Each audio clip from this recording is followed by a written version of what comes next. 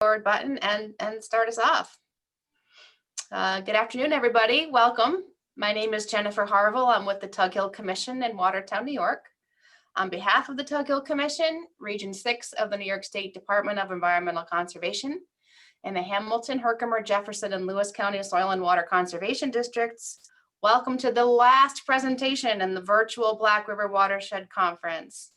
Today, we welcome Patricia Burke and Paula Gilbert of the Department of State into our homes and offices as they bring us floodplain regulations for local review boards. And Paula and Trish, please tell us a little bit more about yourselves as you begin your presentations. Okay, sure, okay. Thank you. Hi, Jennifer and Michelle. Thank you so much for having us here. We love to be out on the road, but unfortunately, due to the pandemic, we're here virtually, but we're giving you the same information. Our role at the Department of State is to provide technical and legal advice for free for review boards and local officials. So no question is too little or too silly. We take them on the telephone, email, in writing. And we've been doing this show for what, about a year and a half, right, Paula?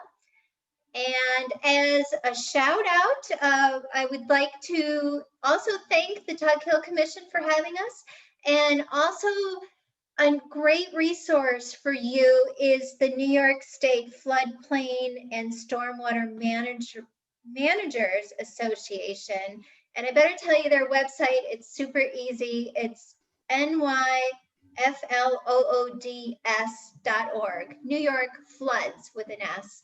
And they have information on floodplain management, flood hazard mapping, flood insurance, flood mitigation, all kinds of stuff. And the point of today's presentation, it's not for professionals in the field or engineers, although we're glad to have you if you're online. The point of this presentation is to guide local review board members to help them to know what they're looking at when they get an application that's in the floodplain. So it's kind of simplified, but just know that there are resources out there. If you have deeper questions, we are here to guide you.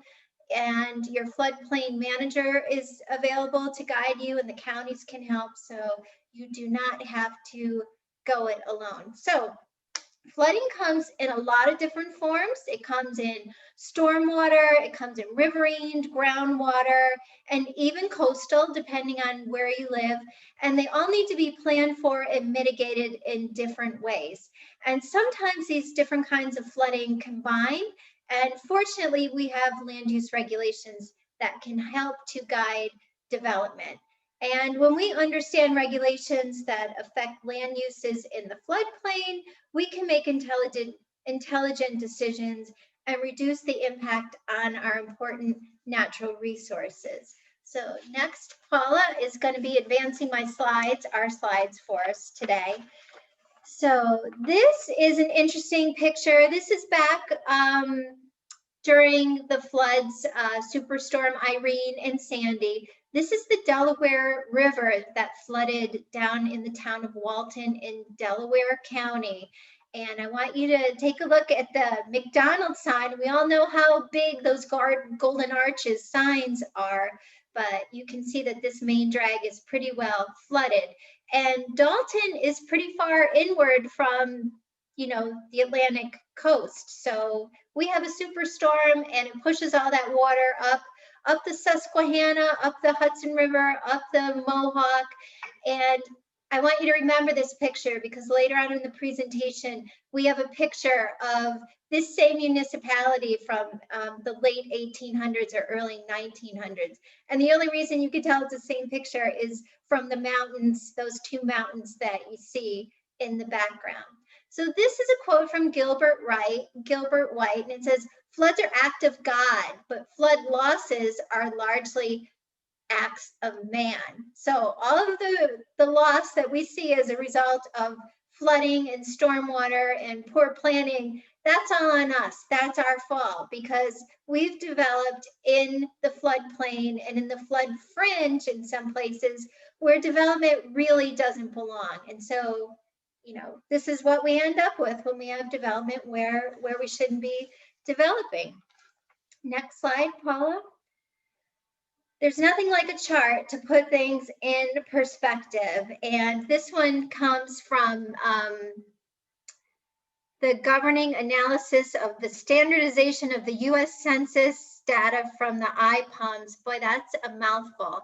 But the point of this slide is, despite the increasing number of floods and their intensity, people still want to live and work in floodplains. And the population of people living in flood-prone areas is rising faster than elsewhere. So isn't this crazy? We know better. We know science is telling us these floods are coming more frequently and they're coming with greater intensity. And we know we shouldn't be living in the floodplain or working in the floodplain, and yet it's like a magnet. People are drawn to it. They want to live and work there. And it's just crazy. You know, when I was young, I would look at the news and the Mississippi River would be flooding and people would be crying they lost their house. And I think that's just plain stupid. Why are they living there? And that's kind of a harsh way of thinking of it. And here I am many, many years later. I live in a floodplain. And I look at these people that are living in the floodplain and I have more sympathy for their situation. And I understand now why people don't move out of the floodplain. It can be a generational thing. They've lived there forever. Their families are there. It can be an economic thing. Like maybe they just can't afford to take a FEMA buyout or to sell their property and go elsewhere because it's just not worth that much and they can't feasibly start over someplace else. Some other times it's a matter of pride. They're just going to stick it out. You know, they've been there before. They've survived the flood. They know they can survive the next flood, or so they think. There are a lot of reasons why people don't pack up and leave. So I'm a little more sensitive to it than when I was 14 and 15 years old. But this chart is just nuts. It shows, despite all of that, our knowledge today, we keep building in the floodplain. And there's a quote I want to share with you here from Rob Moore of the Natural Resources Defense Council. And it says, the nation is spending billions every year to move people into flood-prone areas and keep people living in flood-prone areas. So it's just crazy that we're throwing money at people so that they can stay in these areas. And we really should be discouraging growth as much as possible. So hopefully that's what you're going to get out of this presentation today.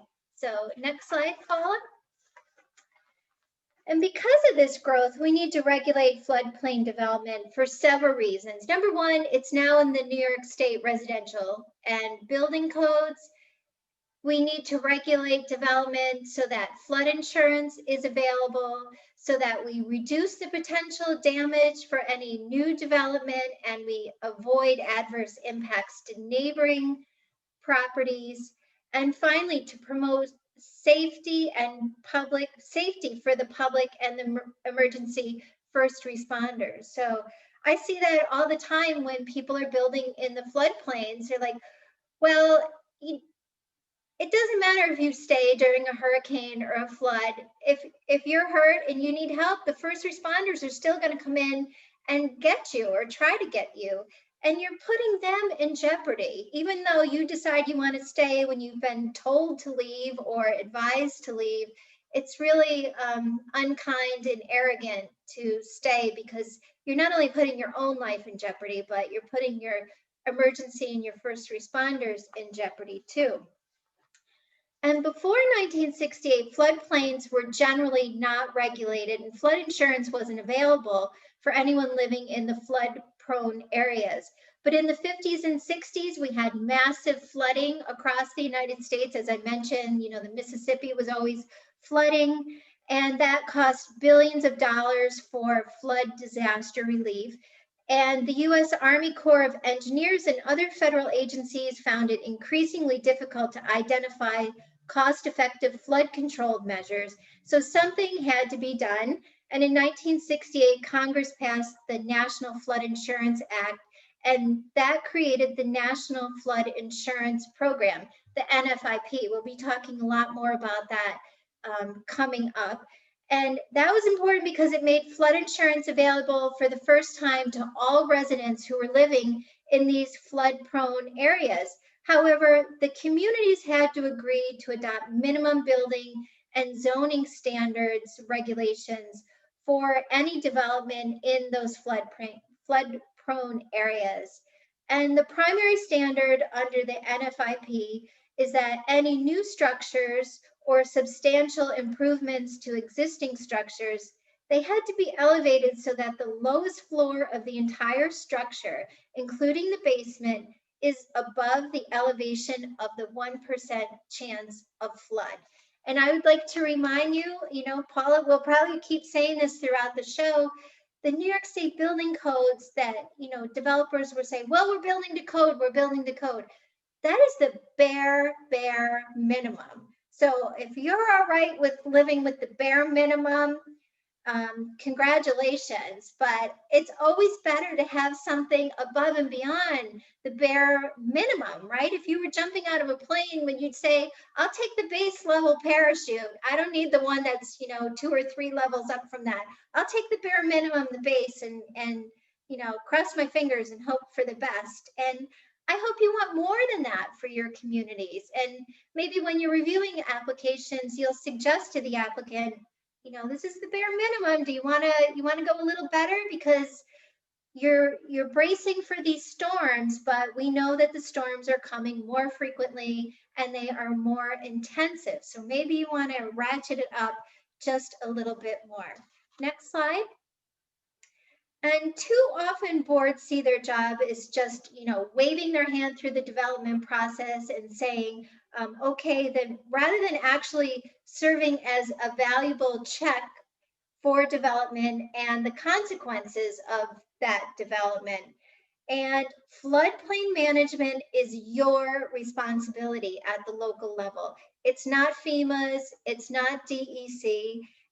Counties aren't responsible for floodplain regulations, adopting them.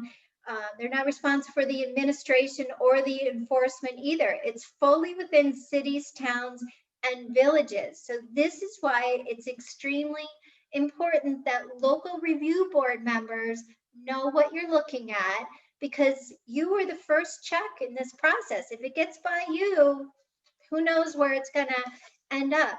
And importantly, if you don't know what you're looking at, always ask for help. Do not be embarrassed. Do not feel bullied. If someone, maybe a veteran is on your board and they're like, don't worry about it, just say what I do, or I've seen this before. It's always best to ask questions, especially a fresh pair of eyes. If you're new on the board, you may be catching things that other people are so used to looking at, they don't even question. So it's always good. Fear not, always ask. And now the next couple slides, we're going to start going over some of the real basic terminology that you'll see in your service on your board. So we'll start with the floodway, or the regulatory floodway, is the channel of a river or other watercourse and the adjacent land areas that must be reserved in order to discharge the base flood without cumulatively increasing the water surface elevation more than 1 foot. So it is the most restrictive area, and by that we mean any new development may not proceed without an engineering analysis that can prove that the development will not increase the base flood elevation at any location. So I'm a picture person personally, so here we have a good illustration of what we're talking about. So down in the middle, we have our normal channel, so your river or creek. And then we have the floodway that surrounds that area, and that's the stream, the river or stream channel, plus the adjacent land needed to carry floodwaters. And during a flood, this area has some of the fastest waters. And then we have the floodplain, which is a larger area overall, and it surrounds the floodway. The 100-year floodplain would be inundated during a storm, And again, that has a 1% chance of happening in any given year. And finally, the flood fringe, where we see some buildings, is the part of the floodplain outside the floodway. Because the floodway is reserved for storing and conveying the fastest floodwaters, fill in elevated structures can be placed in the fringe area. But you still want to be careful about doing that. And sometimes your local ordinances can have greater restrictions to them. And then, of course, like all things in land use, there's a ton of acronyms to be aware of. We try to not talk in acronyms when we do train, just because it can be confusing for everyone. So most of the ones we'll go over the big ones, but the ones to really be mindful of is BFE, base flood elevation. I'm sure you've heard FEMA before, the Federal Emergency Management Agency. You've probably maybe looked at a FIRM, which is a flood insurance rate map. And of course, the National Flood Insurance Program and Special Flood Hazard Area, which is actually where we're going to begin. And we'll start again with the Special Flood Hazard Area, which is better known as the 100-year floodplain, but really it should be thought of as the area with a 1% or greater chance of flooding every year. And on your flood insurance rate map, those FIRMs, this is either a dark gray shaded area on the older ones or a blue shaded area on newer FIRM maps. And FEMA regulations really only refer to this land, the land in the special flood hazard area. And again, remember that has a 1% or greater chance of flooding in any given year. So here in this photo, we have the city of Elmira, which had a really significant flood. And they built this reinforced wall to essentially protect them in the future from future flooding. And it's nice because you see all this vegetation on the side gives more opportunity for those floodwaters to come up without damaging their downtown. And now we have base flood elevation, which is often referred as the 100-year flood level. So it's an area with a 1% chance of being flooded in any given year, or it has a 26% chance of occurring in a 30-year period, a 39% chance in a 50-year period, and a 63% chance of occurring in a 100-year period. And it's really important, this yellow box here, residential buildings must be protected from flood damage to a level 2 feet above base flood elevation. If no base flood elevation is available, you should build at least 3 feet above the highest adjacent grade. And that essentially is there to just make sure that, you know, homes that keep getting flooded year after year, if you're going to rebuild, at least try to rebuild in a place where you won't be impacted by it as much. In fact, our emergency management person at New York State in the Division of Codes at DOS has been to some homes like 2 or 3 times because they go through a flood time and time again. And again, we have another graphic to explain what the base flood elevation is. So we have the 10-year flood elevation, so the waters don't come as high. And we have the base flood elevation, so again, that 1% chance of it flooding in any given year. And then we have the building, which is built 2 feet above base flood elevation. So the finished floor elevation here is where you stand on the first floor. So again, they're 2 feet above where the waters would come up during a 100-year flood. And then, of course, unfortunately, this building isn't totally out of trouble if they have a 500-year flood, but the chance of that happening is only 0.2% in any given year. So really, you want to worry about that base flood elevation level. And now I think we're turning it back over to Trish. Yeah, to talk about the national flood rate. Flood insurance program. I'm already tongue twisted. This is bad. I know. From now on, I'm just calling it the NFIP for everybody watching, because it really is a long one. So what is it? It's a partnership between the federal government and the local communities. It's a carrot and stick. The federal government agrees to provide flood insurance if and only if the municipality agrees to enforce sound mitigation practices. So remember, I said back in the 60s, they adopted this because there were people living in repetitive loss areas year after year, season after season of flooding, and they didn't even have any flood insurance. So the idea behind this was not to encourage new development, or even, it's not like a bonus for people to stay there, but it was something, because they didn't have anything to rebuild. And as I said before, some people are unable to move or unwilling to move. So that is the NFIP.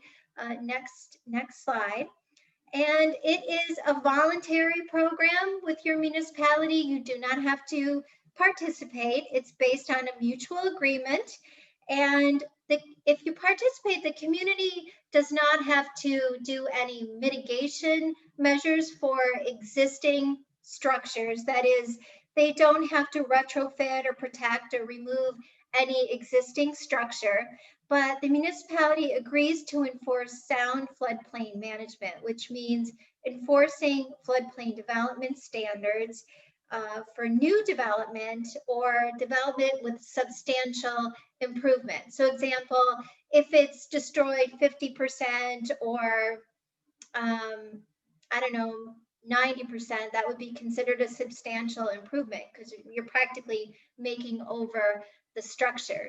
So why is this program important? If the municipality fails to enforce those mitigation practices, they can be kicked out. And this is pretty important, because if you're kicked out, then your flood insurance will be unavailable through this program. And that means any federally backed mortgages will be unavailable. And that's huge, because the federal government backs a ton of mortgages. And if people can't get mortgages to live in your municipality, that will have a big impact on real estate values and school districts and school taxes and local property taxes and all of that. And basically your real estate transactions will suffer, and it could, lower values throughout your municipality. But it's important to remember that flood insurance is in addition to your regular homeowner's insurance. And a lot of people can't pay that extra money, especially people down in the flood. I know people where I live, it can be an extra 10 grand to pay. And what if your house is only worth 100,000? A lot of people just say, I'm going to stick it out. I'm going to risk it. I can't afford $10,000 additional on top of my regular taxes and house insurance. So at least this program is available to people. Like I said before, back in the 50s, it wasn't available. There was no flood insurance for people. So next slide, Paula. Here's another picture. And this demonstrates an NFIP compliant home, what they should look like. And Paul already explained the base flood elevation. And here we have the top of the lowest floors. And this first picture on the left, this represents a home that does not have a cellar or a basement. It sits on a slab, probably a concrete slab. And you can see the base flood elevation is that blue dotted line, that horizontal dotted line that goes across the slide. And then we have different examples here of what the structure might look like if it did have a crawl space. The next one has a basement. The next structure has columns or piers. And finally, the last one is on piles. And typically we would see the piles one in a coastal situation on the ocean, so that the water and the waves can go right through it. But this shows you where the base flood elevation is and where that lowest floor is represented. Next slide. Another term that we throw around is freeboard, and freeboard is a nautical term. It's the amount of the boat that's exposed when the boat is in the water. So that's where that comes from. And for the purpose of floodplain management, it means that extra elevation, and it's usually expressed in feet, that extra elevation that's above the estimated base floor elevation.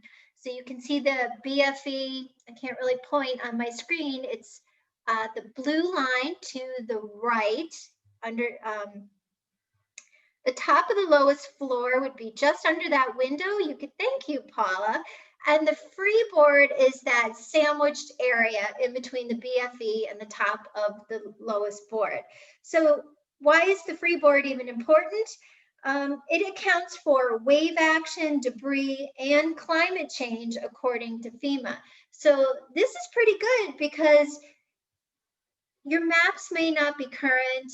And as I said, the storms are coming more frequently. And so maybe your sea level or your flood levels are rising in your municipality, and they may not be caught up to the maps that you have. So if you have this freeboard accounted for, now you're going to catch any water from waves or, all the flotsam and jetsam that may come around with that.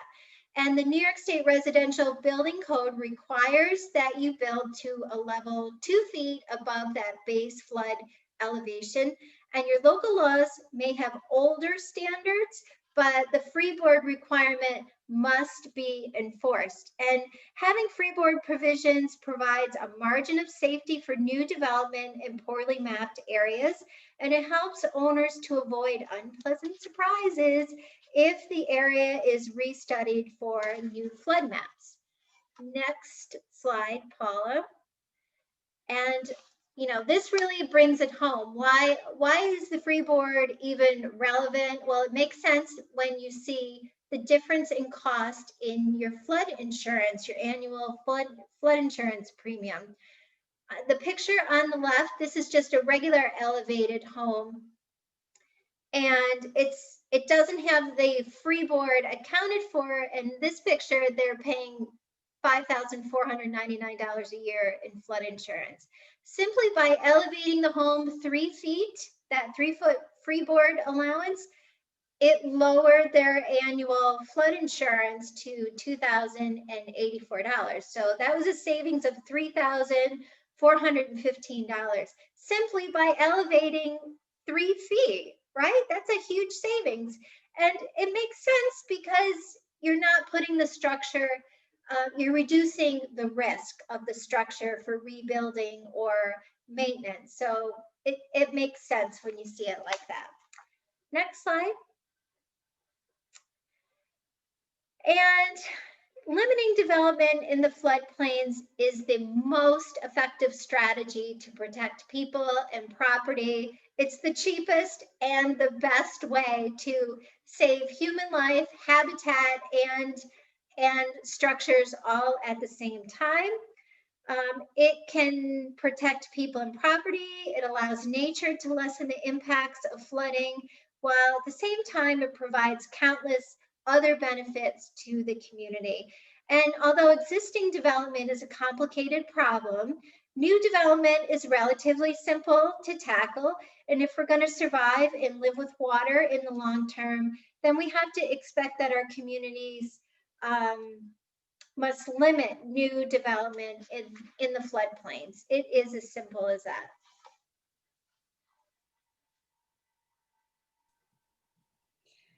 And we find that natural floodplains work like a sponge. And first, they slow the flow of water. Wetlands close to the headwaters of streams and rivers can slow down rainwater runoff and spring snow melt, especially if they're vegetated. Plants can slow down the water and absorb that energy of the fast-moving water. So this can help prevent sudden damaging floods downstream. And secondly, natural floodplains are flood storage reservoirs. So the floodplains of major rivers act as natural storage reservoirs, enabling excess water to spread out over large areas and thus reducing the velocity of water flow.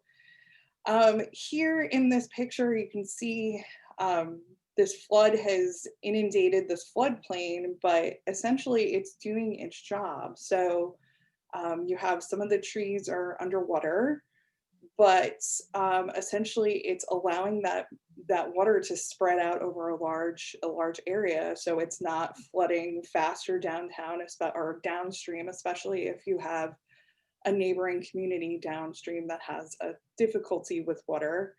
And the other nice part about this is up here we have the village, and the village you can see was developed in a way understanding the water of the area so that it's all out of the path of the fastest moving water. So we like when we see, you know, pictures like this, because essentially you're slowing down the flow of water and you're making sure that it's not just going to keep going downstream.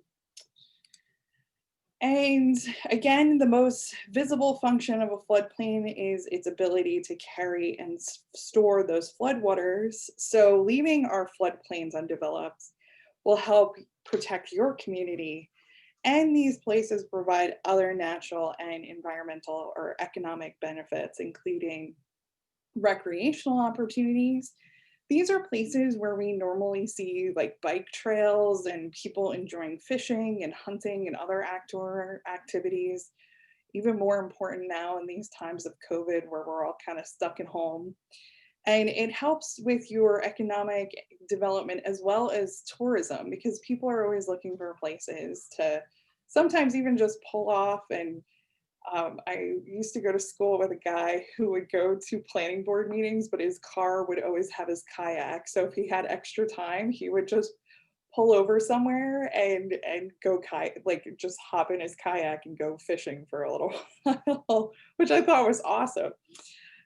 These areas also provide plants and animals habitat, especially in places where it's more developed and there's maybe an infringement on those places. So it could be helpful for them. It can also help reduce water pollution and provide stormwater management and erosion control, which are all big things, you know, three major things that we see that a lot of communities in upstate New York have issues with. And they're often places with a rich history. Think of places along the Erie Canal where people stop and visit on their way through to other places. So again, leaving these places is going to protect not only your homes and your communities, but it also gives you opportunities to just be outside and enjoy, you know, the natural beauty of your community. Hey, Paula, can I add something? Can we go back to that picture? Sure. Folks, do you remember I told you in the beginning, I showed you the McDonald's, the main street that was flooded? This is the same community. And the only reason you would know that was by looking at those mountains in the background. Yep. And this is Walton. And you could see the community development is in the fringe way, not in the floodplain. So when they did have stormwaters coming or rain surges, the stormwater had a chance to percolate naturally. But as development came into the town of Walton, there was more permeable surfaces, so more pavement and less space for the water to percolate down and to be absorbed. And when that happens, the water pushes out, you know, water seeks its own, the path of least resistance, and it gets pushed out, and that's where the flooding happens. Because they straightened out this waterway. And Paula mentioned before, when you have a straight waterway, that increases velocity, right? You just made it easier for nature. You make it easier for the water to go fast, and that increases flooding because it doesn't have time to slow down and to percolate and to absorb naturally. So isn't that crazy that people were living with nature quite well, and they knew to develop away from that waterway, but as development, you know, became more intense, they ended up with the flooding. So that's all. it's sometimes why like some of our colleagues say, like people think that on their planning board or their zoning board having like an attorney is sometimes like the most helpful person, but a lot of times in rural communities, sometimes it's having a farmer on your board where they understand the lands so much better than anybody else, especially if they're, you know, a long-term generation. They know where the water is going to go because they've lived through these events, you know, year after year after year. Yep, good point. So the DEC provides model language for local flood damage protection laws. The model language includes the minimum requirements for a community to participate in the National Flood Insurance Program that Trish talked about. Communities can adopt more protective standards, and DEC provides those optional additional language for standards. So the nice thing about a model zoning law is essentially you use what is, you know, applicable to your community, and then you can back out all the other issues. So DEC has a floodplain, NYSERDA has a solar law. There's things that you can look to make your laws a little bit easier to enact and to come up with. And then of course, we've talked about this before, but we have the New York State Uniform Fire Prevention and Building Code requires building designs include 2 feet of freeboard above the base flood elevation. So anytime we're building new buildings and doing new construction in New York, we should be making sure that it can handle the occasional flooding event if it was to occur. And developed by the Association of State Floodplain Managers, municipalities are encouraged to incorporate the no adverse impact principle to ensure that actions taken in floodplains and throughout the watershed don't lead to adverse impacts on property and the rights of others. So this is essentially people upstream and downstream. And again, we talked about it, if you change a local waterway, if you straighten it out, the waters move faster. It could be a problem for a community that's further down the stream or sometimes even upstream.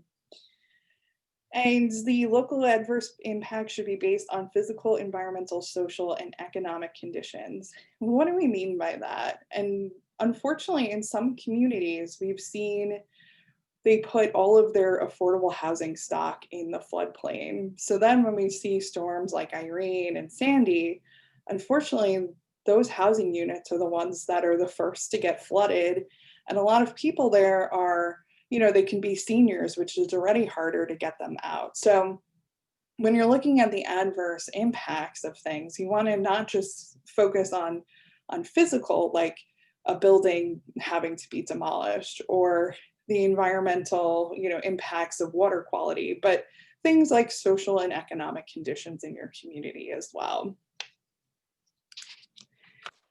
And there's the zoning tool you can use, which is the overlay zone, and it applies a common set of standards over underlying districts. So essentially here you have your typical zoning districts, and then an overlay zone would float over top of that, and it would add an additional layer of requirements. So a lot of times we'll see places like cities, especially like, for instance, the city of Schenectady in the Stockade. Unfortunately, it's a low-lying area that often gets flooded. So in a place like that, you may have an overlay zone that essentially looks at the original zones for that neighborhood, but then you're adding additional layers, so overlaying with additional requirements. So things like looking at any additional protection to keep the problem of floodwaters to a minimum. So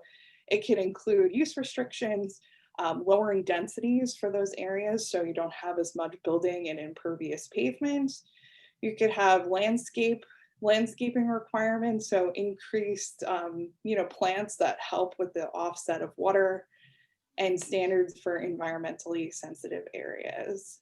So unfortunately, like zoning overlay zones, it does take the mystery out of like streamlining applications, but it can be a little bit more difficult to to administer. So sometimes you need an attorney to help you set it up and kind of go through it. But it can be helpful, especially if you live in a community where you have an existing downtown that has issues with floodwater. And another benefit, of course, is that it causes your planning board to look at these issues and be aware of flood hazards in your communities when they're looking at, when they have reviewing or when they're reviewing projects before them. So I think at this point, Jennifer is going to pull up our poll number 1 before Trish moves on to talk about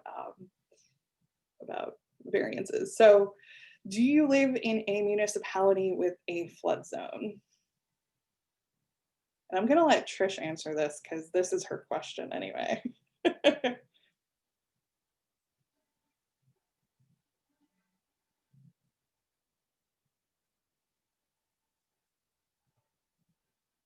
I love this live voting. This is exciting. I know we're WebEx users, so we don't get to do fun Yeah. stuff like this. I don't know if our viewers can see the progress or only we can, but we're almost done. We're at 75%, so get your votes in. That's right. This week now more than ever.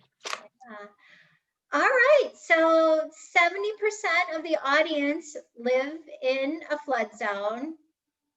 3 people say they do not, are not in a flood zone, in a municipality with a flood zone. And 3 people say that they absolutely do not. And 4 people say they're just not sure. Well, the answer is you all do. Eric Bradshaw from our codes department reports that every municipality in New York State includes a flood zone somewhere on their map. So you don't have to have a river or a lake to have a flood zone opportunity. As we said, it could come from stormwater. So there you go. So that is why this show is important for everybody. Even if you think you don't live in have a flood zone in your municipality, you do. All right, so thank you for that. And just a tip on Paula's comment on area variances in landscaping. You might want to check your codes because some zoning codes or site plan review or whatever will have a landscaping requirement, but it may say 40% of the vegetation needs to be kept. Well, here's a little tip, because a foxy developer who wants to come in and clear cut, you know, for a lakefront or a waterfront, it doesn't say the size of the tree or the vegetation that should be kept, right? That's called the caliper, the diameter of the tree or the bush. So they could go in and clear cut all the really big trees and then go and plant some little saplings and still be within the letter of the law. They just are breaking the spirit of the law. So that's a weakness in a lot of codes. So you may want to be more specific and say, we want to keep all vegetation, you know, of a certain diameter or caliper. So just a little trick. Now we're on to variances. Next slide, Paula. So a variance grants a relief from the requirements to permit construction in a manner that would otherwise be prohibited. We don't like to see variances, right? Because they chip away at the original intent of your regulations. However, there are instances where people need relief from their regulations, and so that's why you would grant a variance. But they are never allowed for floodway requirements, and if you have any of those, they have to be approved by the Department of State. Those include the Uniform Fire Prevention and Building Code. Many communities issue variances when they shouldn't and without the Department of State approval. So here you go. If you weren't taking this training, what you don't know, you don't know. You probably may have been doing this and you didn't know that you can't do it. And never grant variances for multiple lots, phases of subdivisions, or entire subdivisions. Everything should be done on a case-by-case basis. And it's hard to imagine a physical characteristic that would give rise to a hardship sufficient enough where you can justify a variance to a flood elevation requirement, but they do exist. They're few and far between. And buildings constructed with the NIFP building standards suffer about 80% less damage each year than those that are not built in compliance. So it's a really good reason to build to the flood insurance protection level, because 80% of those buildings don't suffer damages, right? It's just going to save everyone's resources in the end. Next slide. So here we have the New York State Fire Prevention and Building Code. They have their own variance procedure, their own procedure if people need relief from what they referred to as the practical difficulties or unnecessary hardship that would otherwise be unwarranted. So that's known as the practical difficulties test. A variance may not substantially adversely affect provisions for health, safety, security, and equally safe and proper alternatives may be prescribed. So if the code provision creates an excessive or an unreasonable economic burden, they can get this variance. The key here is economic burden. So if it's going to cost somebody a lot of money to make these changes, they may be able to justify the variance under that practical difficulties and the economic burden. So that is contrasted with the FEMA relief, because the FEMA requirement is exceptional hardship. That's a different phrase that's used, and it's specific to the property involved, and it doesn't relate to the personal circumstances. This here, this building code one, relates to personal circumstances. If somebody can't afford something, that means, you know, it's their personal finances, it's their practical difficulty. But the FEMA one relates to the land, not to somebody's personal circumstances. So next slide, Paula. And here's more on the FEMA floodplain variance. So as I've just said, there are differences between the FEMA requirements for a variance and the requirements under the state building code. And proposals that violate both the local law for flood protection that are passed to participate in the NFIP and the state Uniform Fire Prevention and Building Code require variances from both. And local laws and the state building codes contain the variance procedures. And this is particularly important because a municipality's standing in the NFIP may be in jeopardy. Remember, I said if you're kicked out of the program, then buildings or structures in that area cannot get federally backed loans. So you don't want to get kicked out of the program. So you want to stay in compliance. You could be in jeopardy if you're allowing development in accordance with a state variance and it hasn't gone through its own local variance procedures. So variances from the state building codes are decided by regional boards of review, and I think they meet about once a quarter. So it takes a long time to get in that cycle if you are seeking a state building code from the Code Council, a variance from the Code Council. So next slide, Paula. Here we have some FEMA variance examples, and under the NFIP, FEMA periodically reviews your municipality's standings to justify the granting of variances, and FEMA's regulations list the conditions and standards for those variances. Things such as inconvenience, aesthetic considerations, physical disabilities, personal preferences, the disapproval of one's neighbors, or homeowners associations restrictions, they don't qualify as the exceptional hardship. So that's a pretty long list of things that you can't use to justify granting a FEMA or asking for a FEMA variance. And FEMA also allows municipalities to issue variances for accessory structures, such as detached garages, because people aren't living in them. So it's not really going to be, you know, life and limb are not in jeopardy if something happens there, as long as they're flood proofed instead of being elevated. Current New York State model ordinance allows this kind of thing without a variance. Flood insurance rates can be extremely high for new structures that don't meet the elevation standards. Therefore, FEMA regulations require that the community notify the applicant in writing that an issuance of a variance to construct a structure below the base flood elevation will result in increased premium rates for flood insurance, and that construction below the BFE increases risk to life and property. So in this picture, we have an example of a FEMA variance, and you want this kind of development in the floodplain, functionally dependent uses, right? They need to be on the water, marinas, dock, repair facilities, fuel facilities, buildings on urban lots that are too tiny to elevate, it just doesn't make sense, or temporary construction trailers, such as construction trailers that you see on the side of the roads that are, they store maintenance equipment, or it's used for the offices for administration or the workers. So next slide, Paula.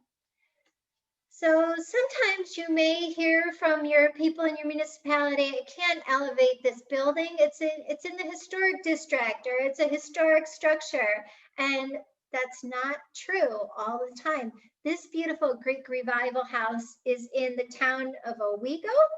And did you know that even historic structures can be elevated? And here's a perfect example. And this is the first historic home in the village of Owego. It's classified as historic as part of a historic district at the state level. And this is being elevated to protect it from future flooding. And a sign hanging to the left of the front door reads, "Why? Because we love this town." So that says a lot, right? Like, why would people bother to go to this extreme expense, you know? They love where they live. They don't want to move. They love their home. They love their neighborhood. And so they're willing to go the extra mile and elevate the home. So pretty good example. Next slide, Paula. And this pertains to the ZBA, people going for variances for historic structures, because there are other times when historic structures are not able to be elevated or moved. Then you do need a variance.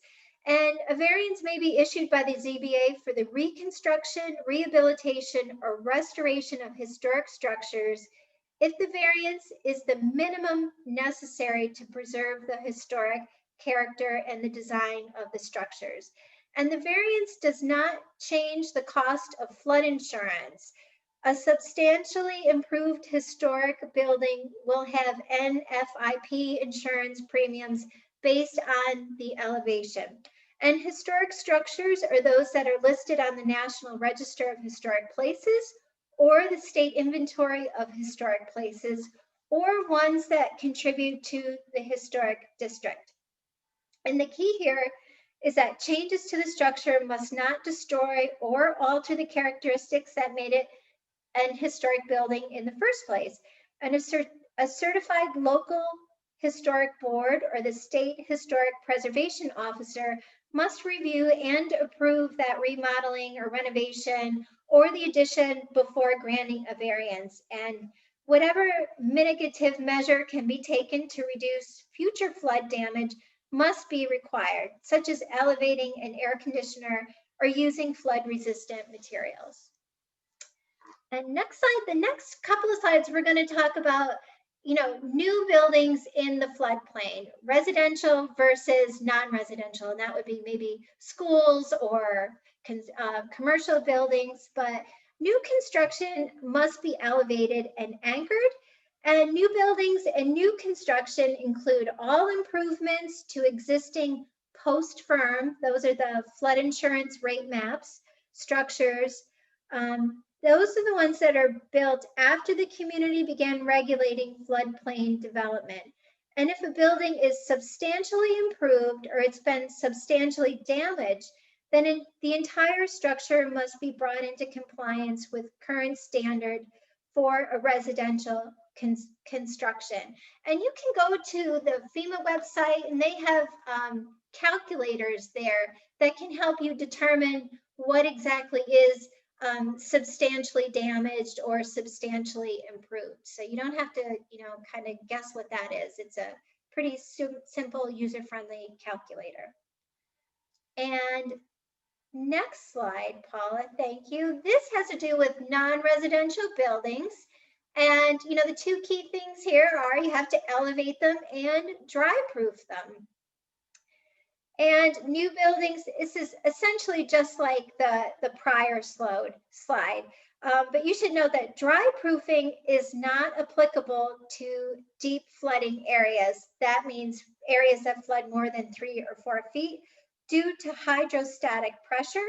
And if it involves installation of closures at doors and windows, there needs to be ample warning time. So this dry flood proofing is kind of a weird term, but it means things need to be watertight below the flood protection level with walls substantially impermeable, so the water, water cannot pass through.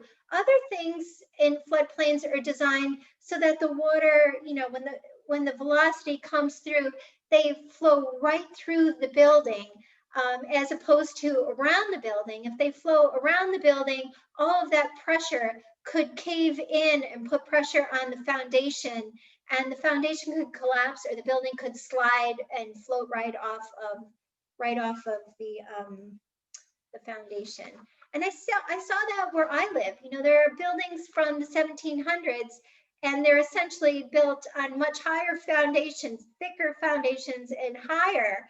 And by golly, those are the ones that are still standing here hundreds of years later versus the ones that are built, after 1920 or whatever. And some of those are the ones that literally floated off of their foundations. And, it's not like they floated hundreds of feet away, but they shifted and came right off the foundation and had to be demolished. There was no saving them. Okay, this is an important tip to know.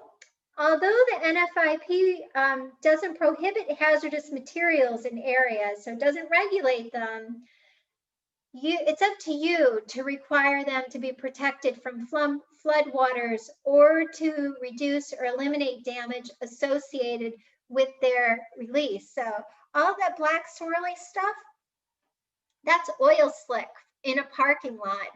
Just an average parking lot during a flood. So, again, stormwater and storm drains are not filtered. So all of this stuff is going directly into your freshwater bodies, your lakes, your streams, you name it. So the more that we can get this stuff out of the earth to begin with, the less it'll end up in your freshwater bodies at the end.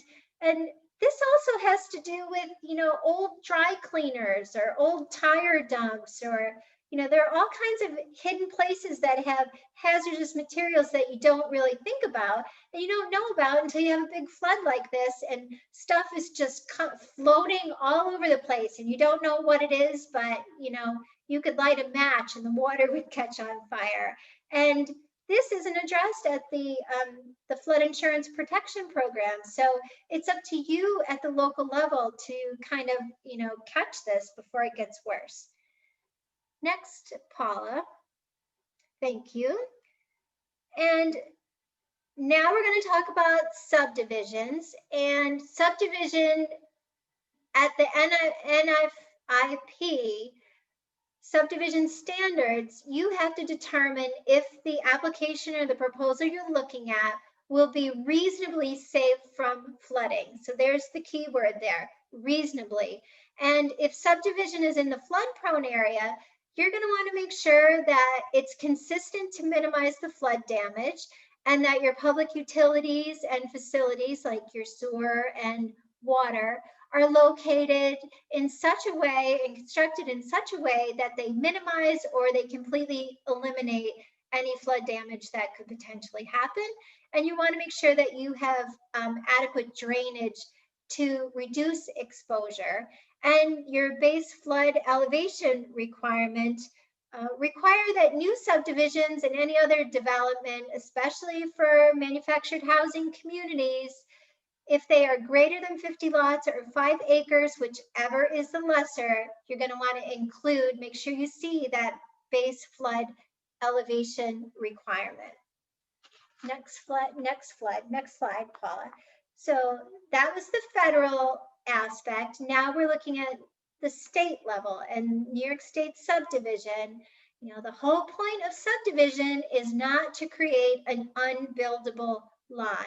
And fortunately, built right into this statute are the words, without danger. You know, you don't want to subdivide something that is going to cause flood, fire, or drainage problems for neighboring properties. It's built right in there to your subdivision requirements. So you don't have to overthink it, but it is your responsibility to account for that. And you're going to want to integrate your subdivision with your hazard mitigation by adopting local standards. For example, don't allow development on steep slopes. When you develop on steep slopes, you know, you have erosion problems, and that could increase velocity when you have a storm or a flooding situation. Next slide. These are your subdivision tips. First and foremost, don't approve a lot that doesn't conform with your floodplain regulations. So when you are a board member and you got a subdivision application, make sure you know where your flood regulations are. Have them in your hand and compare them with your maps and compare them to that application and see, is it in the floodplain? What's going on? Do show your floodplain boundaries and your elevations on your preliminary and your final plats. Do require water courses or drainage ways, anything that's traversing that subdivision. Make sure it has dedicated public easements for maintenance. This is important because if you're cutting down trees or trees happen to fall in those drainage ways, they could cause backups and floodings for other people downriver or up the river, as in the case of the St. Lawrence, which is always strange to me to think they could go upriver. But you're going to want to make sure somebody has an easement so that they have permission or the right to go on in and clear out those trees or whatever's clogging up and causing flooding, or preventative maintenance as well. And do require public drainage installations and improvement. You know, it's up to you to make sure you're asking for these things from the applicant or the developer. And if you don't ask, you know, you don't always get. So make sure, you know, put the pressure on and say, this is what we want. This is what we want to see. And do tie your soil erosion and your sediment control regulations into that plat approval procedure. And we always advise you to have a subdivision checklist. That's a lot to remember. These are a lot to do when you're looking at subdivision. And if you have a checklist, you know you're not going to miss anything. And the developer, the applicant up front knows what they have to bring to the table for approval and for review. True that. And so now we have site plan review. And remember, subdivision is multiple lots. Site plan review shows the design and layout of a single parcel. And your local site plan review law must specify information the applicant needs to submit, so all the application materials, as well as your review standards.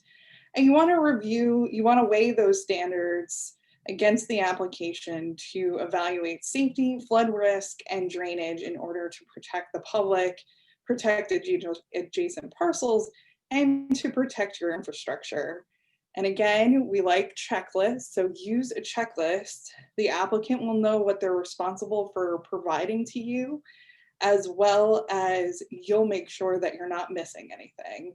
And so quickly, just some helpful do's and don'ts when looking at site plan review for in the lens of floodplain management. It's preserve your natural vegetative buffers. If it's there and it's working, if it ain't broke, don't if it ain't broke, don't fix it, right? Or something, or don't mess with it. Locate your new streets outside of your 100-year floodplain or elevate them, and ensure adequate stormwater and drainage facility, as well as their maintenance. You don't want to have something put in that requires maintenance and nobody does the maintenance. So all of a sudden it was working for a couple of years and then all of a sudden it doesn't. And then you don't want to disturb sensitive resource areas. So again, it's good to know like what's in your community. So Seeker can sometimes help with the EAF mapper, but there's a lot to know, especially when you're sitting on these boards. Locate structures in the 100-year floodplain, or don't locate structures in the 100-year floodplain unless they comply with your flood damage prevention local law. Essentially, really try not to allow it. That's the best case scenario.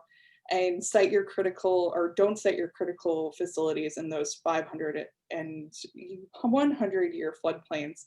I've heard from one of my favorite code enforcement officers. He learns that their school in their community, the new wing that they built in 1999, was actually in their 100-year floodplain. So you don't want to do that. Schools are incredibly expensive, and these are places that often people go to in an emergency. It's a staging place. So again, you want to make sure that you're not allowing development to happen in places where it's just really inappropriate. And quickly, regulations or wetland regulations in addition to state and federal permits. Regulations are inexpensive relative to acquiring land if you're allowing, the development happening in your floodplains. And it can provide a substantial protection to your community if you're adequately enforcing these regulations. So just briefly, some common elements include wetland protection, the goals, what are you trying to achieve, defining your wetlands. That's also sometimes really helpful to reaching out to your local planning organizations to help them maybe help you define what those are by mapping them for you. Deciding what is permitted and prohibited in those areas, as well as penalties for those who go against those laws. So again, remember, these are places, floodplains are like the kidneys of your community. You just want to protect them. And of course, the Association of State Wetland Managers have a model wetland protection ordinance. Everything's at their website. And like Trish mentioned before, the New York State Floodplain and Stormwater Management Association at newyorkfloods.org. They're another really good organization to turn to for resources. And with that, I think we're actually ready for poll number 2 before I move on to mapping. So what is the most effective way to protect your municipality? Develop only 25% of your floodplain? Develop your neighboring community's floodplain? Avoid any development in any floodplain, or develop your entire floodplain? So we'll give you guys a minute to do that.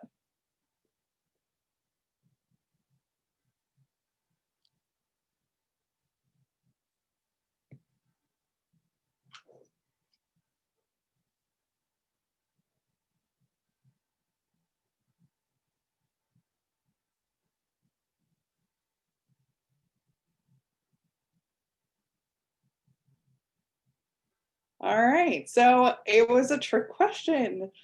The most effective way to protect your municipality, of course, is to avoid any developments in any floodplain in your municipality. You guys are really smart, so it's good to know that you guys have been paying attention. So keep those thinking hats on as we kind of go through quickly through the next couple slides. So today's floodplains, of course, are not necessarily tomorrow's floodplains because water moves over time. And when we start seeing communities that allow for water changes and alterations, often that means that, all of your floodplains change according to that as well. So there are 2 maps to be aware of. That's wetlands maps that are prepared by both the U.S. Fish and Wildlife Service and New York State DEC. And then typically we have the floodplain maps that are prepared by the National Flood Insurance Program administered through FEMA These are the older versions of FIRM, the flood insurance rate maps. And the flood insurance rate maps, the firms, they display the special flood hazard area, so the 100-year floodplain. And they are used to balance the risk of flood against the rate of insurance. So essentially, they're just being used to determine the cost of flood insurance for people in your community. And remember, they can be incredibly expensive. Or flood insurance can be really expensive for your communities. In fact, we've seen cities in upstate New York where homeowners have to pay thousands of dollars, and it's difficult, especially for people on limited incomes. And planners use these firms also just to set land use policies and development zones. Like, you want to make sure that you're looking at these and you're not placing something like a battery storage facility in these areas. So it's good to always go back and take a look at these, because you just won't know unless you take a look at them. And unfortunately, some of the higher, or not, well, for rural places, it's unfortunate. The higher population areas are typically mapped to the greatest level of detail just because there's more people living there. But rural, sparsely populated areas are mapped with less detail. So it's important, if you live in a rural community, to go back and take a look at these maps just to make sure that any errors are corrected. So always good to know what's going on in your community. And I think this is where we're going to do poll number 3. We're going to hit you fast back to back. We were going to do this at the end, but I think we're going to do it now. So we're going to finish with the floodplain, the local floodplain administrator. Do you know who your local floodplain administrator is?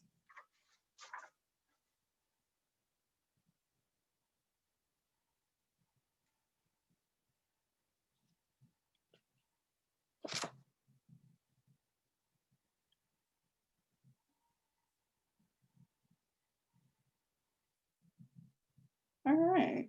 Well, this is pretty good. About 50% of you do know who your local floodplain administrator is. That's great. 7 of you, 39% don't. So that's okay, because we're going to talk about what they do next. And I know we have 2 people who know they have one, but they don't know who it is. That's fair answer. So excellent. We're going to talk a little bit now about what they do, and maybe it'll get your mind jogging about who that person might be in your community. So the local floodplain administrator is the person who is appointed to administer and implement your local flood damage prevention law. This person often is the building inspector, or maybe a code enforcement officer, or an employee of an engineering department if you have a larger community. But it's always good to have an idea of what they do and who they are. So just a quick overview. This essentially is what they do. So they review applications and everything. We're going to look at the most important of these in the next slide, so I'm not going to spend a ton of time here. So first, we'll look at base flood data. They interpret floodplain boundaries, which is important because you want to make sure that you're limiting development in sensitive areas. So it's not an actuarial map, or in the sense that it's showing where the areas would be flooded, but essentially they're making those decisions on if something was to be built, if it's in that area or it's not. So we recommend, when a proposed project is close to a floodplain boundary, that a surveyor be asked to make the determination. So just have somebody go out and actually do a survey. And they also review plans and specifications for conformance with the NFIP floodplain management criteria. So they're looking at site plans that are coming through, or any of the plans that are coming through, as well as foundation design details. This is helpful, especially when they're a code enforcement officer, because they're doing this in conjunction with the work that they're doing, in conjunction of looking at the stipulations of the uniform code as well. And here's just a simple site plan review. This would be they would obviously take a look. So here we have base flood elevation is 332 feet. And unfortunately, this building is within the floodplain, so that is difficult, as well as the well and gas. So some red flags should be appearing for this. Especially you might not want to have your gas lines in those particular areas, especially if it's going to be underwater at some point. And some of the other duties, they look at some of the other permits. So if there's state or federal wetlands permits or stream permits, they also might reach out to DEC or the American Army Corps of Engineers if those are needed.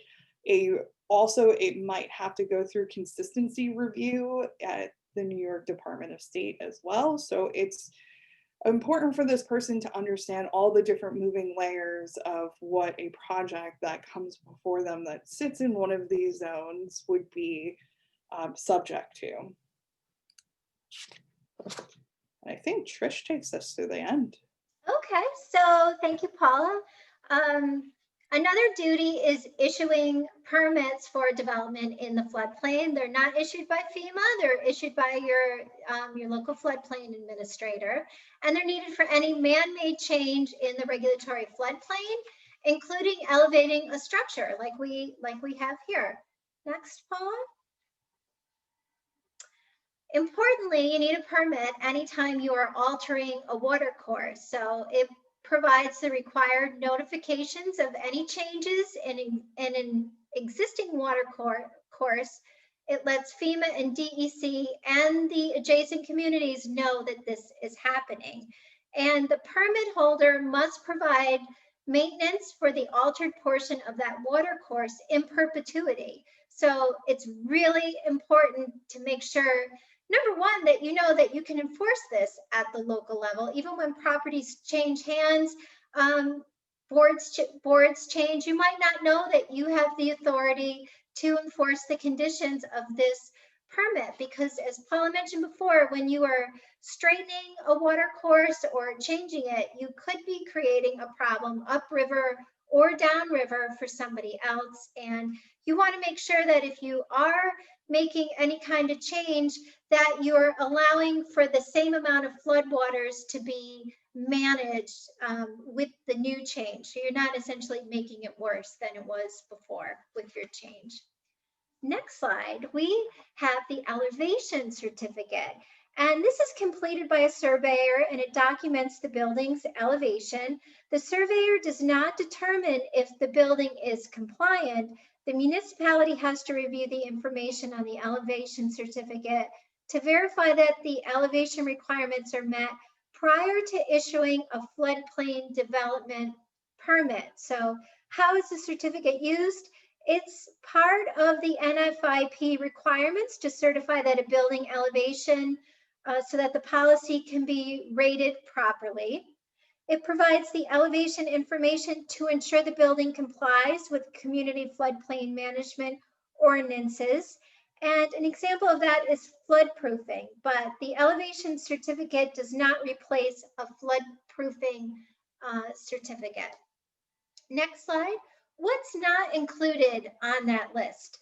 So communities are generally not bonded for errors and omissions if there's a mistake made in the flood zone determination, fortunately. And for that reason, you should only give determinations for lenders if it's very obvious and very apparent. Always refer them directly to the flood maps. And for development purposes where there is a base flood elevation, use the elevation certificate as the final determination. And when there is no BFE, use the appropriate scaling from the FIRM, the Flood Insurance Rate Map. Next slide, Paula. So we are including these flood warnings here because you might not know the different levels, and they're just in here to help you out. And the purpose of the flood warning system is to determine if a flood is impending. It predicts the time of the occurrence and its magnitude. But importantly, it's the trigger for putting the warning arrangements and the preparedness plan into action. And the National Weather Service falls within the National Oceanic and Atmospheric Administration within the United States Department of Commerce. And it issues routine weather forecasts and severe weather watches, warnings, and advisories. So let's take a look at the next slide. Here are the 3 different levels of the flood warning systems. And a flood watch, it indicates flooding is a possibility or it's close to the watch areas. Those in the affected area are urged to be ready to take action. Watches are issued for flooding that's expected to occur within 6 hours. And the flood warning is issued when it's imminent or when it's happening. And an urban or a small stream advisory. This indicates flooding, which is generally only an inconvenience, not life-threatening. So in case you didn't know those 3 different levels, now you do. And next slide, Paula. It's super important that you have a preparedness plan. And this should be part of your, it can be a separate part of your comprehensive plan, or it can be within the comprehensive plan or a standalone plan. But a preparedness plan guides and coordinates your response to that flood warning. So it's the flood warning is the trigger, how you're going to put this plan into place, who's going to do what, and when. And emergency response actions, they're predetermined. You have to know what to do ahead of time. They have to be written down. Otherwise, you're scrambling. You're running around like a chicken with your head cut off. They need to be documented. Importantly, they need to be reviewed. And the only way you know if they're going to work is if you practice them, because when you practice them, you can see the flaws and, try a run, and you make your corrections so that when the real thing happens, you hit the ground running and you're prepared, and life and limb will be hopefully saved, and everything will be better when you have a plan in advance. And it can also justify expenditures for your flood recognition system and your predetermined arrangements. So next slide, Paula. This is our conclusion. You may have a few other slides in your handout. We decided not to include those. Those have to do with when the municipality is acquiring land after a flood. So our conclusion here, and it was also a polling question, avoid development in the flood plan, because natural floodplains, they are the kidneys of your community. When they are working, they increase the resiliency during storms. So when you are resilient, you can respond quickly and recover quickly. And that's the name of the game. You want to be back in action as soon as possible. And the goal of the National Flood Insurance Plan, did I get that right? Flood Insurance Protection Plan, NIFP, was to provide program. Sorry, it's the end of the show. Was to provide insurance for properties who historically were unable to get insurance in flood-prone areas, not to subsidize further development in the floodplain, which is typically what's happening now. Because please remember, we know that we shouldn't be developing in the floodplain, and yet we've seen from that chart that we continue to develop, and the populations are increasing in these areas because it's highly desirable. So essentially, this program has been subsidizing people to live there, to move there and to live there.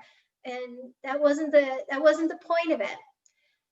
The next point is we have a model floodplain law needed to participate in this plan, and that law is a compromise for buildings that are already existing in the floodplain, and it provides the minimum standard of protection for new buildings in the floodplain.